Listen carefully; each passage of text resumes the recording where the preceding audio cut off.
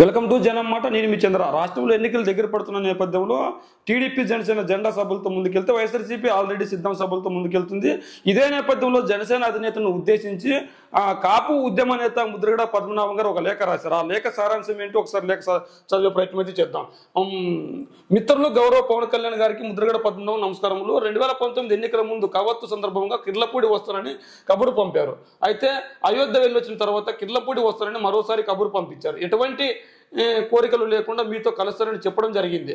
అన్ని వర్గాలకు న్యాయం జరగడం కోసం పార్టీని ముందుకు తీసుకెళ్లడానికి నా వంతు కృషి చేయాలని, ఎటువంటి ఫలితం ఆశించని సేవ మీతో చేయించాలని అనుకున్నానండి. ఏదైతే పవన్ కళ్యాణ్ గారు ముద్రగడ పద్మనాభం గారిని కలుస్తానన్న నేపథ్యంలో ఖచ్చితంగా నేను ఎటువంటి నిస్వార్థం లేకుండా మిమ్మల్ని కలుస్తాను. ఖచ్చితంగా మీ పార్టీ గెలుపు కోసం నేను ప్రయత్నం అయితే చేస్తాను. ఖచ్చితంగా వచ్చే ఎన్నికల్లో నేను ఎటువంటి పదవులు కానీ ఏది కానీ ఆశించకుండా మీ గెలుపు కోసం పనిచేస్తానని అయితే చెప్పి ఎటువంటి ఫలితం ఆశించని సేవ మీతో చేయించాలని అనుకున్నానండి. అంటే ఎటువంటి ఫలితం అంటే వచ్చే ఎన్నికల్లో గెలుపోవడం పక్కన పెట్టి ప్రజల కోసం పని చేయాలి. ప్రజల కోసం పని చేస్తే తర్వాత మనకి ఆటోమేటిక్గా ఫలితం వస్తుందని ఆయన ఉద్దేశం. అయితే అటువంటి పనులు ఏవి ఉద్దేశించకుండా ఖచ్చితంగా అటువంటి సేవ చేయించాలని కోరుకున్నారంట ముద్రగడ పద్మనాభం గారు. అయితే ఈయన్ని కిర్లపూడి వచ్చి కలస్తానండి అని చెప్పారంట. అయితే కిర్లపూడి వచ్చి కలస్తానని చెప్పి అయితే ఎన్నికలకు ముందు వచ్చి కలస్తానని చెప్పిన నేపథ్యంలో ఖచ్చితంగా ఆయన కలిసిన దాఖలాలు లేవు. అయోధ్య వచ్చిన తర్వాత కలస్తానని చెప్పాడు. అయోధ్య వచ్చిన తర్వాత కూడా ఆయన కలిసిన దాఖలాలు లేవు. అయితే మిగిలిన సారాంశం ఏంటంటే మన ఇద్దరు కలయిక జరగాలని యావత్ జాతి చాలా బలంగా కోరుకున్నారంటే ఎవరైతే కాపు ఉద్యమ నేత ముద్రగడ పద్మనాభం గారు, తర్వాత జనసేన అధినేత పవన్ కళ్యాణ్ వీళ్ళిద్దరు కలయిక కలిస్తే కదా బాగుంటుందని యావత్తు ప్రజానీకం కోరుకుందని చెప్తున్నారు. వీళ్ళు బలంగా కోరుకున్నారని అని చెప్తున్నారు. వారి అందరి కోరిక మేరకు నా గతం, నా బాధలు, అవమానాలు, ఆశయాలు, కోరికలు అన్నీ మర్చి మీతో ప్రయాణం చేయడానికి సిద్ధమనండి. ఏదైతే గత ఎన్నికల్లో 2014 ఎన్నికల్లో కాపులకు రిజర్వేషన్ ఇస్తారని చెప్పి టీడీపీ అధినేత చంద్రబాబు నాయుడు గారు మాట తప్పారు. అందులో ముద్రగడ పద్మనాభం గారు ధర్నా చేశారు, పిలుపునిచ్చారనమాట. ఆ నేపథ్యంలో ఆయనపై కేసులు పెట్టారు, ఇబ్బందులు పెట్టారు, బాధలు పెట్టారు, అవమానించారు. ఆయన వాటిని అన్నింటినీ దిగమింగారు. వాటిని అన్నింటినీ దిగమింగకుండా ఆయనకుంటూ ఉన్న కోరికలను పక్కన పెట్టారు, ఆశయాలను పక్కన పెట్టారు. వాటిని అన్నింటినీ పక్కన పెట్టి మీతో ప్రయాణం చేయడానికి సిద్ధమయ్యారు. అయినా కూడా ఈయన కలవలేదు. రాష్ట్రంలో ఒక కొత్త రాజకీయ ఒరవడి తీసుకుని రావాలని చాలా బలంగా ప్రయత్నం చేద్దామని ఆశించానండి. ఏదైతే రాష్ట్రంలో ఉంది, ఈ రాష్ట్రంలో ఇప్పుడు ఇన్నాళ్ళు టీడీపీ అధినేత చంద్రబాబు నాయుడు గారు, జనసేన అధినేత పవన్ కళ్యాణ్ ఒకవైపు ఉన్నప్పటికీ జగన్ అనే వ్యక్తి బలంగా ఉన్నాడు. మరి వాళ్ళిద్దరిని ఢీకొనాలంటే కొత్త వరవడికి తీసుకొని రావాలి ఈ రాష్ట్రంలో అని చెప్పేసి పవన్ కళ్యాణ్తో కలిసి నడవడానికి సిద్ధమయ్యారు. కానీ ఆయన అయితే కలవడానికి ప్రయత్నం చేస్తే తెలియదు. అదేవిధంగా మీరు అదే ఆలోచనలో ఉన్నారని నమ్మండి. మీరు కూడా అదే ఆలోచనలో ఉన్నారని నమ్మానండి. కానీ దురదృష్టవశాత్తు నాకు మీరు ఆ అవకాశం ఇవ్వలేదండి. అంటే పవన్ కళ్యాణ్ గారు కూడా అదే ఆలోచనలో ఉన్నాడు. ఖచ్చితంగా వచ్చే ఎన్నికల్లో కావచ్చు, తర్వాత కావచ్చు, ఇప్పుడు వచ్చే ఎన్నికల్లో గెలుపోవడం పక్కన పెడితే మీరు కూడా ఖచ్చితంగా ఈ రాష్ట్రంలో కొత్త ఒరవడిని తీసుకొని వచ్చే విధంగా ప్రయత్నం అయితే చేశారని ఆయన కూడా నమ్మారు. అయితే ఖచ్చితంగా ఆ ప్రయత్నంలో అయితే ఆయన లేరని ఇప్పుడు బోధపడినట్లుంది ముద్రగడ పద్మనాభం గారికి. మరి గౌరవ చంద్రబాబు నాయుడు గారు జైల్లో ఉన్నప్పుడు మొత్తం టీడీపీ క్యాడర్ బయటికి రావడానికి భయపడి ఇంచుమించుగా ఇళ్లకే పరిమితం అయిపోయారండి. అంటే టీడీపీ అధినేత చంద్రబాబు నాయుడు గారు జైల్లో పెట్టినప్పుడు టీడీపీ నాయకులు కావచ్చు, టీడీపీ క్యాడర్ కావచ్చు, బయటకు వచ్చి మద్దతు తెలిపిన దాఖలాలు లేవు. కేవలం ఎవరు మద్దతు తెలిపారు? అటువంటి కష్టకాలంలో తమరు జైలుకి వెళ్ళి వారికి భరోసా ఇవ్వడం అన్నది సామాన్యమైన విషయం కాదండి. చరిత్ర తిరిగి రాసినట్టు అయ్యిందండి. ఏదైతే చంద్రబాబు నాయుడు గారు జైల్లో ఉన్నప్పుడు టీడీపీ వాళ్ళు బయటకు వచ్చి మాట్లాడడానికి కూడా భయపడేవాళ్ళు. అలాంటప్పుడు టీడీపీ అధినేతలకు భరోసా ఇచ్చింది జనసేన అధినేత పవన్ కళ్యాణ్ గారు. మరి అలా ఇచ్చిన జనసేన అధినేతకు ఏం దక్కింది? 24 సీట్లు తగ్గాయి. ఈరోజు 24 సీట్లతో ఏం సాధిస్తాడు ఈయన? మరి ఆ 24 సీట్లు తీసుకొని ఏం చేస్తాడు? టీడీపీ క్యాడరు, టీడీపీ లీడర్షిప్పే చంద్రబాబు నాయుడు గారిని జైల్లో ఉంచినప్పుడు బయటికి రావాలంటే కొద్దిగా ఇబ్బంది పడింది. ఎందుకంటే చంద్రబాబు నాయుడు గారు తప్పు చేశారు. ఆ తప్పును మనం ఎలా కప్పిపుస్తాం? ఆ కప్పిపుచ్చడానికి మనతో కాదు, మనల్ని ఎవరు పట్టించుకోరని ఆ రోజు టీడీపీ నాయకులు భావించారు. టీడీపీ నాయకులు భావించినా కూడా మరి జనసేన అధినేత నిస్సిగ్గుగా చంద్రబాబు నాయుడు గారికి మద్దతు తెలిపారు. అలా మద్దతు తెలిపినా కూడా 170 స్థానాలకు కానీ ఈ రోజు 24 స్థానాలకి పరిమితం అయిపోయింది జనసేన పార్టీ. కనీసం 60 స్థానాలన్నా తీసుకుంటారని జనసైనికులు, కాపు నేస్తులు, కాపు యువత, ముఖ్యంగా జనసేన ఫ్యాన్స్ కూడా నమ్మారు 60 సీట్లు అన్నా. కానీ ఈరోజు 60 సీట్లు పక్కన పెట్టి కేవలం 24 సీట్లకే పరిమితం అయిపోయింది. అంటే జైలుకి వెళ్ళి పరామర్శించినా కూడా ఆయనకు దక్కిన గౌరవం ఏంటంటే 24, 175 స్థానాలకు గాను ఆయనకి ఇచ్చిన సీట్లన్నీ 24 సీట్లు ఇచ్చారు. అంటే ఇక్కడ ఎంత అవమానం జనసేన అధినేతకు. మరి ఇలా ఉన్న పరిస్థితి వారి పరపతి పరింతగా పెరగడానికి ఎవరు ఎన్ని చెప్పినా మీరే కారకులని బల్లగుద్ది చెప్పగలనండి. అయితే ఇప్పుడు టీడీపీ అధినేత చంద్రబాబు నాయుడు గారు ఎదగడానికి కావచ్చు, లేదంటే ఇంకో దానికి కావచ్చు, వాళ్ళ పరపతి పెరగడానికి పవన్ కళ్యాణే కారణం అని చెప్పుకొచ్చారు. మరి అలాంటి పవన్ కళ్యాణ్ పరిస్థితి ఈ రోజు ఏమైంది? అలాంటి పవన్ కళ్యాణ్కి ఈ రోజు ఎటువంటి సముచితలను కల్పించారు? మరి పవన్ కళ్యాణ్ ఫ్యాన్స్ ని ఒకటే అడుగుతున్నా, నిజంగా మా నాయకుడు ముఖ్యమంత్రి కావాలనుకున్నప్పుడు గెలుపోవటం పక్కన పెట్టి 175 నియోజకవర్గాల్లో పోటీ చేస్తే కనీసం 30-40 స్థానాల్లో గెలవడానికి అవకాశం ఉంటుంది. పోటీ చేసి 24 స్థానాల్లో 24 గెలవడం ఎలా సాధ్యం? ఒకవైపు జగన్మోహన్ రెడ్డి గారి సంక్షేమాన్ని, అభివృద్ధిని 2 కళ్ళతో ముందుకు తీసుకెళ్తున్నాడు. అదేవిధంగా బలమైన కేడర్ కూడా వైఎస్ఆర్సీపీకి ఉంది, అధికారం కూడా వైఎస్ఆర్సీపీకి ఉంది. ఈ నేపథ్యంలో జగన్మోహన్ రెడ్డి గారు గెలవడానికి సాయశక్తుల ప్రయత్నాలు అయితే చేస్తాడు, ఓడిపోవడానికి అయితే ప్రయత్నం చేయడు. మరి 175 నియోజకవర్గాల్లో 24 స్థానాల్లో మీరే గెలిచేటట్లుంటే 170 గెలుస్తామని 24 గెలిచేటట్లుంటే కనీసం ఇంకో 20 సీట్లు ఎక్కువ తీసుకొని 45-50 సీట్లలో పోటీ చేసింటే గౌరవప్రదమైన అభిమానం ఉండేది కదా. మరి అలాంటి పరిస్థితి ఈరోజు జనసేన పార్టీకి ఎందుకు లేదు? అంటే ఖచ్చితంగా జన సైనికులు పరువును, మానాన్ని టీడీపీ ముందు తాకట్టు పెట్టాడు పవన్ కళ్యాణ్. అంతేకాకుండా జన సైనికులు ఎవరు నన్ను ప్రశ్నించకండి, ఎవరైతే హైరామజోగయ్య గారు లేఖలు రాస్తున్నారు ఆయన్ని కూడా నన్ను ప్రశ్నించకండి అంటున్నారు. అంటే ప్రజాస్వామ్యంలో కావచ్చు, రాజకీయాలు చేసేటప్పుడు ఖచ్చితంగా ఒక లీడర్ని కానీ, ఒక నాయకుని కానీ, ఒక కార్యకర్తని కానీ ఏ ఒక్కరినైనా ప్రశ్నిస్తారు. రాజకీయాలు చేసేటప్పుడు నేను ఏదైనా చేస్తున్నాన్ని ప్రశ్నించకండి, నా చేష్టలు, నా రాతలు, నీ మాట్లాడిన మాటలే వేదం అనుకుంటే కాదు కదా. ఇక్కడ ఇవి సినిమాలు కాదు కదా, హీరోని చూసి విలన్ భయపడడానికి, లేదంటే హీరోని చూసి జైజాలు కొట్టడానికి. ఇవి రాజకీయాలు ఎలా ఉంటుందంటే, ఇప్పుడు జగన్మోహన్ రెడ్డి గారినైనా సరే, చంద్రబాబు నాయుడు గారినైనా సరే, ఆఖరికి మన దేశ ప్రధాని నరేంద్ర మోదీ గారినైనా సరే ఎవరినైనా ప్రశ్నిస్తారు. ఈ రోజు నరేంద్ర మోదీని కాంగ్రెస్ పార్టీ ప్రశ్నిస్తూనే ఉంది, వైఎస్ఆర్ కాంగ్రెస్ పార్టీ ప్రశ్నిస్తూనే ఉంది. మరి అలాంటి ప్రశ్నించే కాలంలో పుట్టి ప్రశ్నించే రాజకీయాలు చేస్తూ నువ్వు మిగిలిన వాళ్ళు ప్రశ్నిస్తూ నన్ను ప్రశ్నించకండి జన సైనికులు అంటే ఎట్లుంటుంది? ఇప్పుడు ఈ రోజు కూడా వైఎస్ఆర్ కాంగ్రెస్ పార్టీ కార్యకర్తల మనోభావాలను దెబ్బతిని జగన్మోహన్ రెడ్డి గారు బీజేపీకి ఒక 20 సీట్లు తీసుకొని వైఎస్ఆర్ కాంగ్రెస్ పార్టీని పనంగా పెడితే వైఎస్ఆర్సీపీ కార్యకర్తలు జగన్మోహన్ రెడ్డి గారిని ప్రశ్నిస్తారు. కానీ వైఎస్ఆర్సీపీ కార్యకర్త మనోభావాలు దెబ్బతిని ఒక్క పని కూడా జగన్మోహన్ రెడ్డి గారు చేయరు. అందుకే వైసీపీ కార్యకర్తలు జగన్మోహన్ రెడ్డి గారిని నెత్తిన పెట్టుకొని చూస్తారు. అదే పవన్ కళ్యాణ్ విషయానికి వచ్చేసరికి జన సైనికుల మానాన్ని, మర్యాదని, గౌరవాన్ని టీడీపీ కాళ్ళ దగ్గర పెడతాడు. అందుకే జన సైనికులు మనసు చంపుకొనైనా పని చేస్తున్నారు కానీ నిజాయితీగా నిబద్ధతతో పని చేయడం లేదు. ఈ రోజు అందుకే టీడీపీ జనసేన పొత్తు పెట్టుకున్నప్పటికీ వాళ్ళు బయటకు వచ్చి నిరసన గలలు తెలియజేస్తున్నారు. ఆ పరిస్థితి ఎందుకు వచ్చింది జనసేనకి? పి గన్నవరం నియోజకవర్గంలో గత 2019 ఎన్నికల్లో పోటీ చేస్తే దాదాపు 35 ఓట్లు పడ్డాయి అక్కడ. అలాంటి నియోజకవర్గాన్ని ఈ రోజు టీడీపీకి ఇచ్చాడు అంటే అక్కడ జనసేన గెలవలేదని భావిస్తున్నారా? జనసేన బలం లేదని అక్కడ జన సైనికులు కష్టపడిన తత్వాన్ని ఎక్కడ పోవాలి, వాళ్ళ మర్యాద ఎక్కడ పోవాలి, వాళ్ళ గౌరవం ఎక్కడ పోవాలి, వాళ్ళ పనితీరు ఎక్కడ పోవాలి, వాళ్ళ కష్టం ఎక్కడ పోవాలి? అంటే వాళ్ళు ఖచ్చితంగా పి గన్నవరం జనసేనకు వస్తుందని చెప్పి ముందు నుంచి పని చేసుకుంటూ పోతున్నారు. అలాంటి బలమైన నియోజకవర్గాన్ని ఈరోజు జనసేన టీడీపీకి ఇచ్చింది.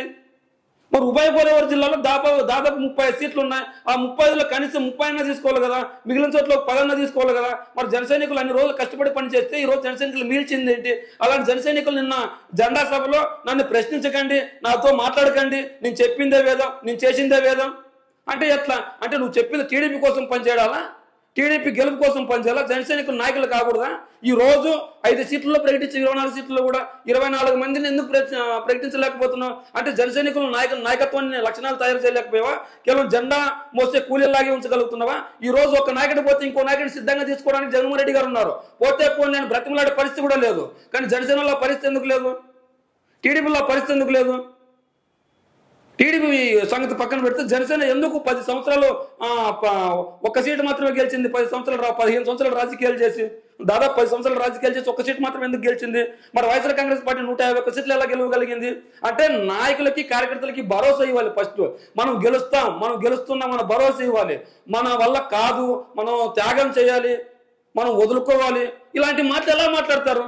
ఈ రోజు చిన్న కార్యకర్త సరే, ఆ పక్క ఎటువంటి బలం లేని కేఏపాలను అడగండి, నేను 170 గెలిచేస్తానని చెప్తాడు. ఆయన మాటలకి ప్రజలు నవ్వుకుంటున్నారు ఆయన కూడా ఆయనకి తెలుసు. ఆయన ఎంత కాన్ఫిడెంట్ గా చెప్పగలుగుతున్నాడు. ఆ కాన్ఫిడెన్స్ పవన్ కళ్యాణ్కి ఏమైంది? జగన్మోహన్ రెడ్డి గారు తిట్టడానికి పెట్టే మాటలు మనం గెలుస్తున్నామని జన సైనికులకు ఎందుకు భరోసాగా ఇవ్వలేకపోతున్నారు? అంటే ఖచ్చితంగా వైఎస్ఆర్ కాంగ్రెస్ పార్టీ కావచ్చు, టీడీపీ కావచ్చు ఒక నిబద్ధతతో పనిచేసుకుంటూ ముందుకెళ్తుంది. ఏ విధంగా? మా నాయకుడు సీఎం అవుతాడని వాళ్ళకి నమ్మకం ఉంది. ఈ రోజు జన సైనికులకు ఆ నమ్మకం ఎందుకు లేదు?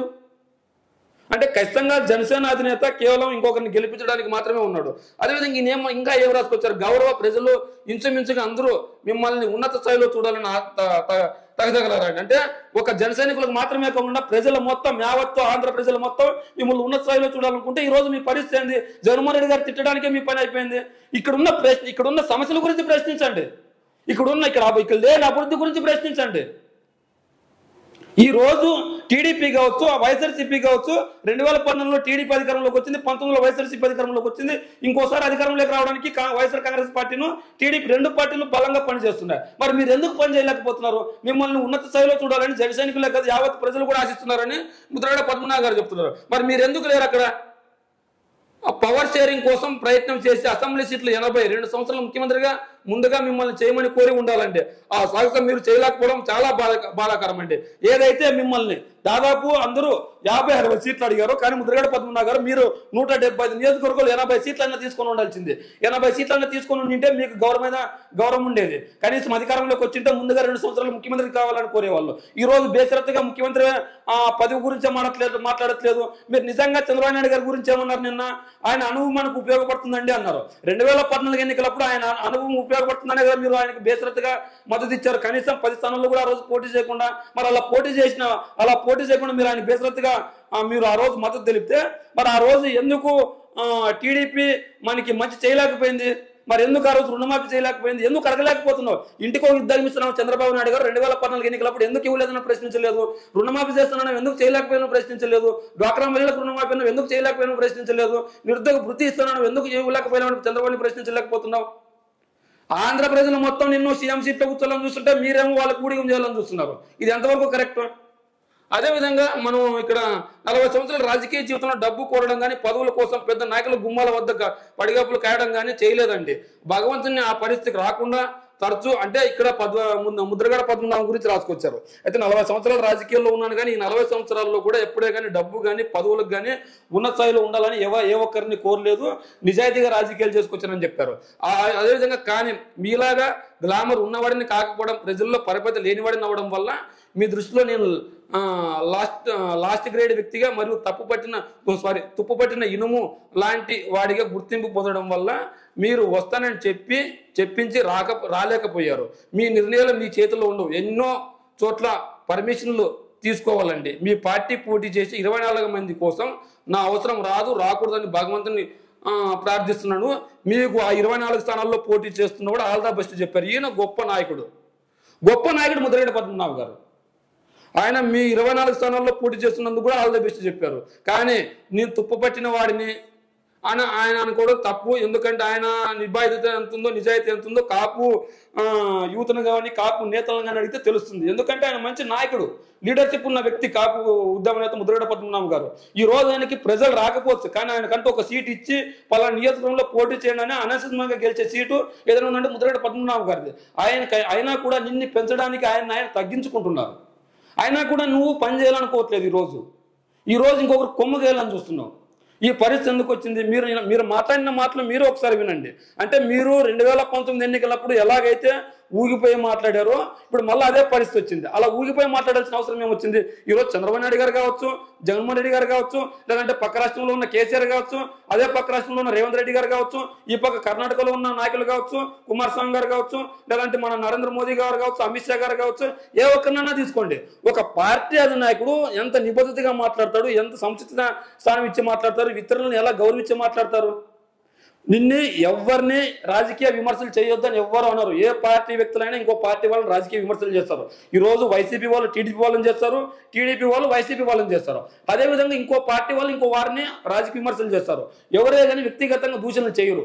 వాళ్ళ పార్టీ సోషల్ మీడియా చేస్తుందేమో, TDP social media Jaganmohan Reddy గారిని, భారతి గారిని వ్యక్తిగతంగా దూషణలు చేస్తారేమో, కానీ మీరే దిగజారి వ్యక్తిగతంగా దూషణలు చేస్తున్నారు. ఇది ఎంతవరకు కరెక్ట్?